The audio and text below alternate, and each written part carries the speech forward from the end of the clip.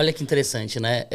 Por muito tempo, os fisioterapeutas, obviamente, eles se queixam. É uma queixa real com relação ao chamado reconhecimento, que não é só financeiro, tá, gente? Vamos ser bem sinceros que o reconhecimento financeiro é o que a gente mais quer, mas reconhecer uma equipe é você ter mais profissionais para distribuir assistência, ter estrutura para te garantir ali uma menor carga laboral. Tem muitas coisas que estão associadas em relação ao reconhecimento. E o financeiro é um deles. Só que quando se tinha só um cargo de coordenação, que ela mesma fala que é um cargo que está ali mais relacionado à gestão de equipe, a todos os processos assistenciais, não processos assistenciais, mas a ponta mesmo ali, a organização do serviço, não se tem tanto braço para você trazer observações, raciocínios e métricas macro do impacto financeiro, do impacto da segurança e de tudo isso que um gerente assistencial pode ter. Então, a criação desse cargo e a realidade da presença desse cargo, obviamente, é um passo essencial que a gente pode ter para no futuro, financeiramente, a fisioterapia ser uma profissão mais rentável. Por quê? O que tanto a gente fala assim? Os indicadores.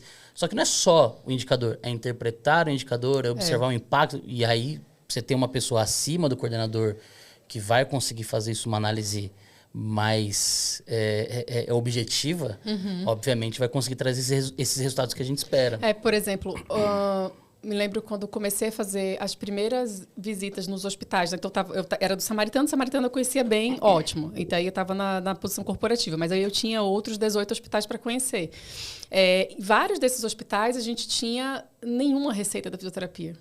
Simplesmente porque ninguém sabia como fazer a cobrança, quais eram os acordos. Então, entender, ter esse vínculo, ter essa proximidade com o pessoal de faturamento, de comercial, de ciclo da receita mesmo, né? Entender como que se sustenta a fisioterapia. Não saber puxar um relatório do sistema, não ter conhecimento, ou não ter acesso às vezes, não era nem porque não conhecia, é porque não tinha acesso, não davam acesso. Ou até não falar, isso aqui é meu, gente. Isso. Tá pagando pro outro lado, mas isso aqui foi eu que fiz, pô. Exato. Então, assim, não se tinha muito, e isso foi um ponto bastante importante, né, entre as coisas que precisei desenvolver, que era assim, ok, cadê a receita da fisioterapia? Cadê a receita da fono, da psico? Como que a gente evolui nesse processo para ser sustentável, para dizer, ok, essas equipes elas podem existir, ou minimamente elas se pagam. Mas os acordos são muito ruins, Vanessa, quando tem. Eu concordo, os acordos são péssimos, mas o primeiro ponto que a gente precisa ter é, conhecemos o acordo que existe? Se a gente não conhece, você já não vai ter como negociar. Só dizer que paga mal porque paga mal não é satisfatório. Você tem que, pelo minimamente, saber, ok, quanto o que cada operadora paga para cada procedimento que nós fazemos e quanto custa a presença do fisioterapeuta. Qual o custo? Alguém conhece o custo? É pior ainda. Pior do que conhecer a receita é conhecer o custo. E aí, se você não tem, minimamente, essa análise, e isso é um problema, aí a gente não consegue evoluir, por exemplo, com planos de salário. Eu não acho que a gente remunera adequadamente fisioterapeuta, não acho mesmo. Só que todo mundo, e aí, pelo menos os hospitais maiores, remuneram de acordo com a região. Então, existe uma base que é o piso salarial do acordo sindical da fisioterapia. Ele tem que reclamar dali, né? Ali existe... É a base. É a base. Ali existe uma métrica. Que para isso tem que contribuir, né? Isso. E também. E aí qualquer hospital, qualquer empresa vai dizer, ok, mas o piso é tal, é legal pagar esse piso. As empresas ao redor, o seu benchmark, né, que você possa ter na sua empresa, paga isso, então todo mundo paga isso. E aí vira assim, ok, se paga isso porque se paga. Quem consegue pagar melhor, quem paga melhor, são os hospitais filantrópicos, acaba sendo porque eles não têm o peso do patronal, né, do imposto patronal em cima da folha. E eu me lembro muito bem disso quando eu trabalhava no Samaritano. O Samaritano era filantrópico, vocês vão lembrar, talvez ele era filantrópico até ser comprado pela UHG. Ele era filantrópico. A gente tinha uma folha X.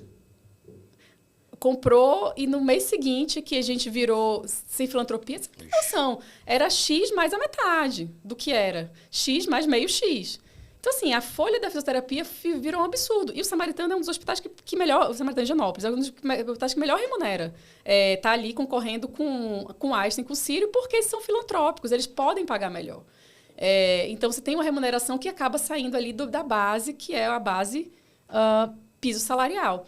Os demais ficam no piso porque o custo é alto. E aí, você tem aquele custo alto daquelas equipes.